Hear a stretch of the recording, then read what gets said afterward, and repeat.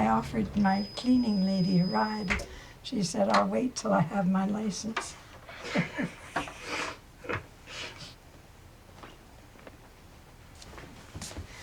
I'm sorry I haven't got my music.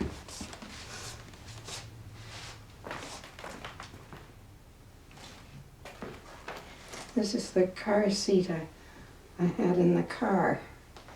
And when I stopped driving, I rescued it. It's an absolutely marvelous chair for sitting and thinking in. You can relax. My parents were wonderful. One of the things we did Sunday afternoons was to go down to the Art Gallery of Toronto and see the new show. My parents really enjoyed seeing, and they knew a lot of the artists, and I tagged along, of course, and was let loose. Had a lovely time looking at things, and generally came home and tried to do something or other. So one day, my father and I were sitting on the stone wall outside our house, and who should come walking down the street but Dorothy Stevens. She was a painter in Toronto of the 20s who was very well known. So she stopped to speak to my father, and he said, what am I going to do with my daughter here, Dorothy? She wants to go to art school, but she doesn't want to go to the college. Oh, well, she said, that's easy, Central Tech. There were only 5 people in my class, and mercifully for me, what they taught for painting was watercolor painting.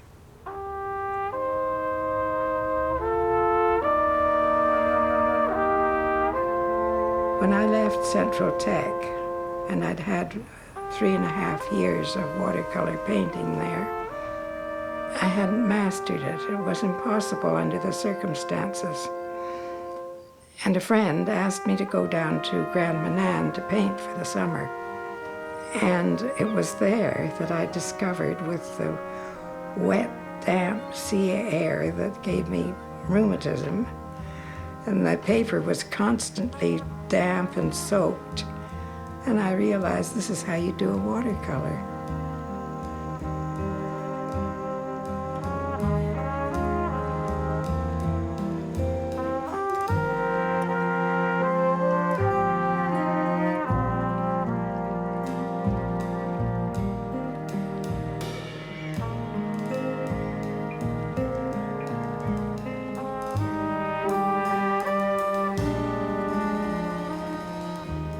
Wet paper creates a very short window of opportunity to make the painting. Depending on how dry the atmosphere is, you have somewhere between 1.5 hours and 2.5 hours to finish that painting. It's what they call wet into wet watercolor painting, which is where the color kind of blooms into its neighbor, and it requires a very delicate and well-calibrated handling of the materials to make it do what it's going to do just the way you want it to. And of course, there's always that element of surprise with the materials, which is really what an expert watercolor painter really loves to see. When you do a watercolor, it's sort of like a dance between the wet paper on the board on the easel and your paintbrush in your hands. It's constantly moving and changing, and you have to either catch it or stop it. It has a mind of its own. You have to be very strong to do it. You have to run from one end of the room to the other. Run back and have a look at what you've done.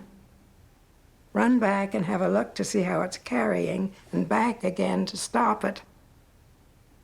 It's great fun. But it takes a lot of energy. You have to be quick.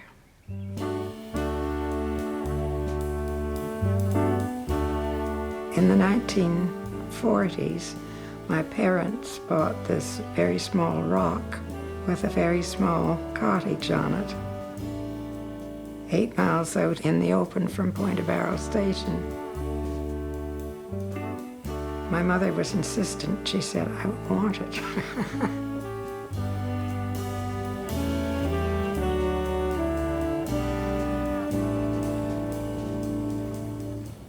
You know, I love the place.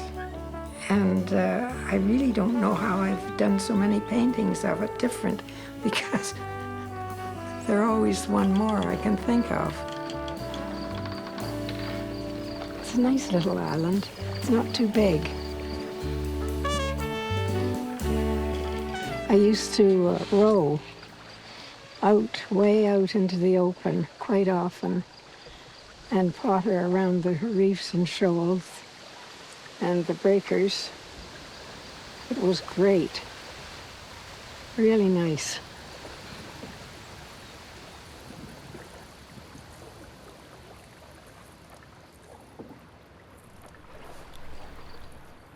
But just that view, that horizon, just kind of gets me every time I see it.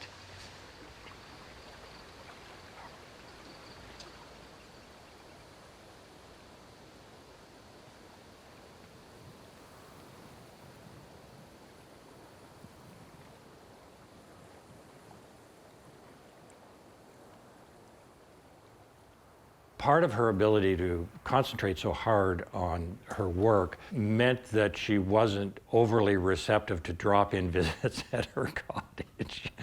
So when I first got a property that was on Georgian Bay that was about an hour and a half north of her, I suggested I might drop down if I was sketching in the area. And she said, actually, no, that she didn't want me to drop in on her.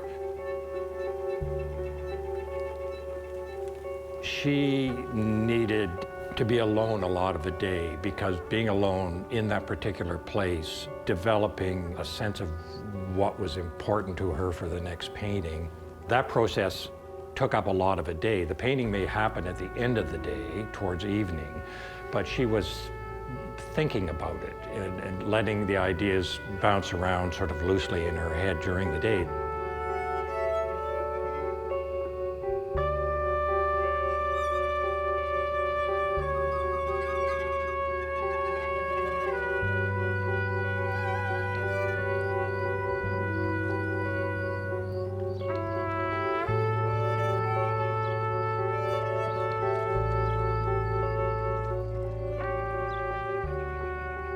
I think that the pieces that have interior elements of the cottage, binoculars on a table or a dresser in a bedroom, you're looking out the window and there's a landscape beyond it. Really what she's saying is, this is my world as I experience it, often from sitting inside this place.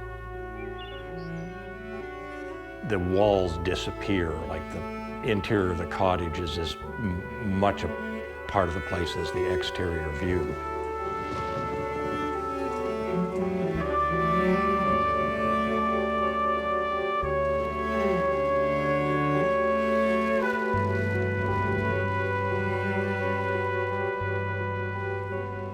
The interiors are very solitary, but there's an incredible sense of stillness.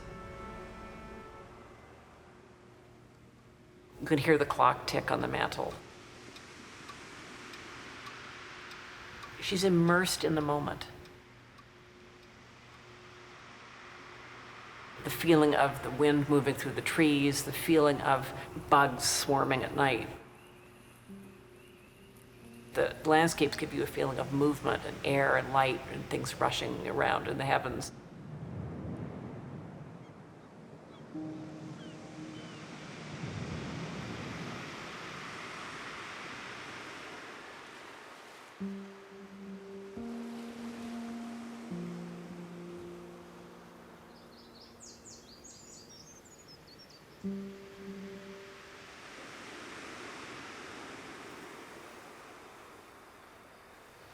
That rug isn't there for looks.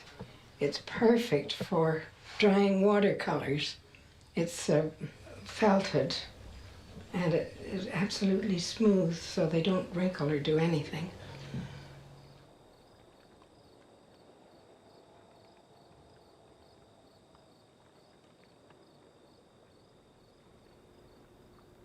when this notion of landscape painting as male, which is absolutely knitted in to the general Canadian public, their notion of what an artist is a man in the forest or in the woods, with the painting box and the pipe and the can of beans and out there hearing the animals at night or whatever, and all those sort of heroic stories of the Group of Seven, the boxcar to Algoma.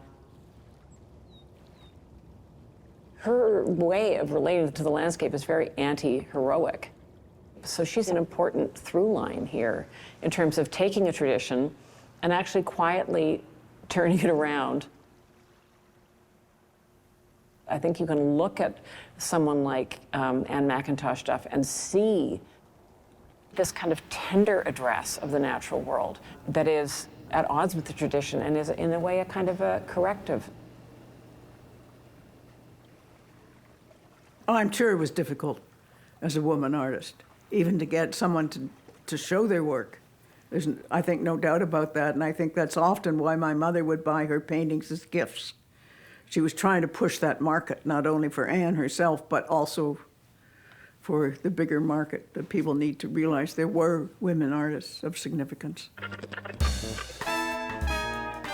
Anne was fun to be with. We always laughed. She'd always have the radio on, sort of in the background. And it reminded me of my mom and things that were valuable to me.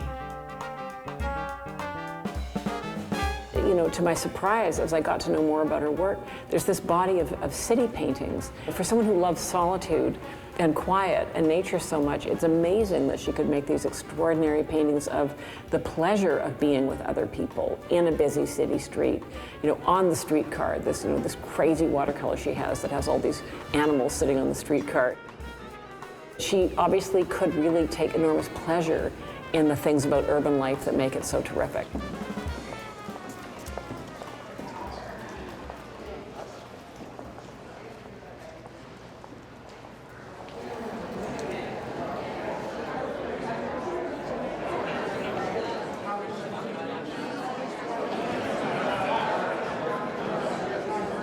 So welcome to our first exhibition with Anne McIntosh Duff. We are all very excited about working with Anne. She's a marvelous person and a serious talent.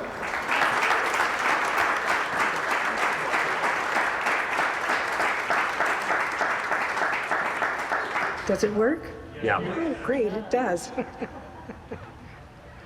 I don't know that I really decided to be an artist. I just loved doing it, So later on I thought, well, maybe I am an artist. I remember my mother would call, say, Anne, dinner's ready, just once. And I was allowed not to appear if I was busy working at something, which was great, because that's the way an artist has to work. You get an idea, and you pick it up right away. They don't keep. And you get at it. And you continue until it's done. No resting, no stopping. And then later, when you step back and look to see if it's okay or not, you can have a bit of a rest.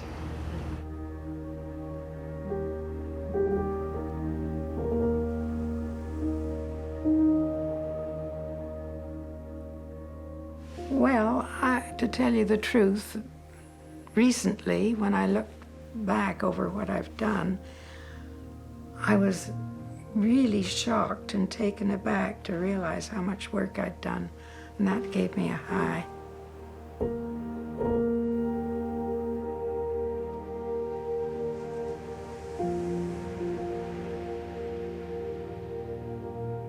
Didn't realize when I was doing it, but I was doing it all the time, luckily.